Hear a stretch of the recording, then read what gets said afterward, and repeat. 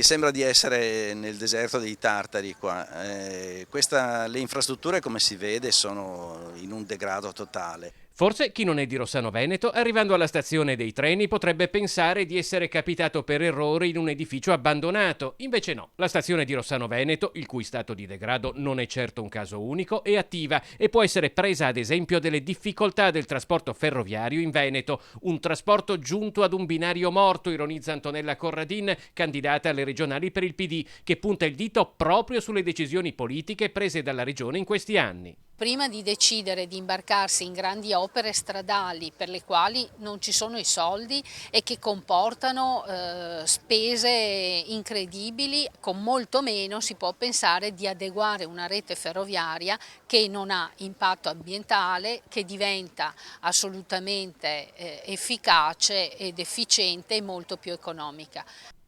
Un servizio che andrebbe migliorato come accoglienza, qualità, velocità e frequenza delle corse, non solo per la comodità dei viaggiatori o per le esigenze dei pendolari, ma anche per rafforzare l'arrivo di turisti e rilanciare l'economia. Se, come spero, anzi come sono sicuro, noi vinceremo questa campagna elettorale verso le regionali, grazie anche alle competenze di candidati come Antonella, riusciremo quantomeno a ragionare su un progetto molto ambizioso.